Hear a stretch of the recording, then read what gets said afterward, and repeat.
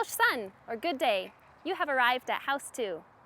Many interesting artifacts have been found here through archaeological excavations, like a woman's brooch, blue Prosser buttons, European ceramics, bottles, and pieces of a smoking pipe.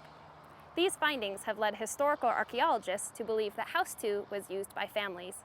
In fact, over 4,200 artifacts have been found here since the late 1960s. House 1, which you can see to your left, was probably used by a group of single men.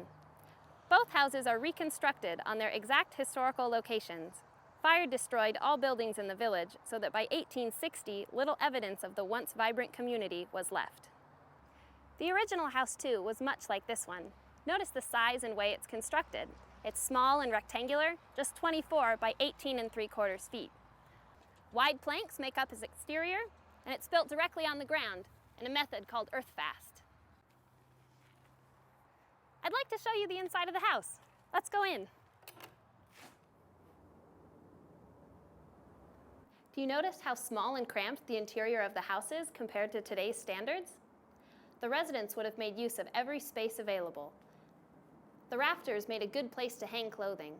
Hooks attached to the wall of the room were useful for hanging pots and cloths and even hammock beds for sleeping babies. If you look around, you'll see that the posts are supported by wooden sills.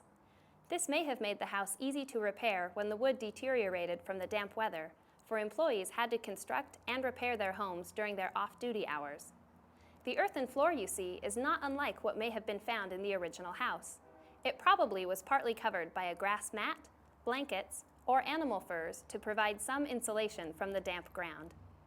The walls would have been covered in clay to keep out the cold seasonal winds. The original window itself would have been glazed but very thin.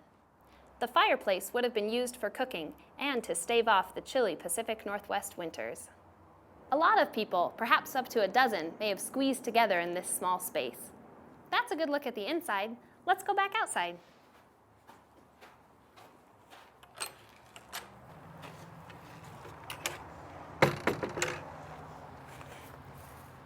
If you walk around the back of the house, you would be standing in what was once a small fenced area.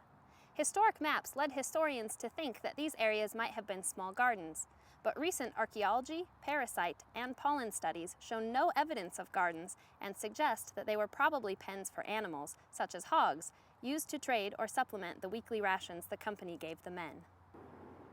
Would your family enjoy eating 21 to 63 pounds of salted salmon, a bushel of potatoes, or 10.5 pounds of biscuits, 7 quarts of dried corn, or 21 pounds of dried peas, and 14.5 ounces of lard each week? Well, they didn't either, so a family living here might have raised pig or other stock to supplement their diet. The outside of these houses wasn't all business, though. Interestingly, the new pollen studies also suggest that many exotic plants and flowers that we use today in our own gardens, like daphne, mimosa, hibiscus, ephedria, and ginseng, were present in the village outside of these fenced areas, along with some traditional native plants, but no vegetables. Explore around the house now and be sure to take a closer look at the fenced areas and photos of House 2 as a center for domestic activity. Don't forget to continue the story that interprets village life. You can also check out the map of the site of the 1840s on your mobile device. When you're finished, walk on the path toward the grove of trees to my right.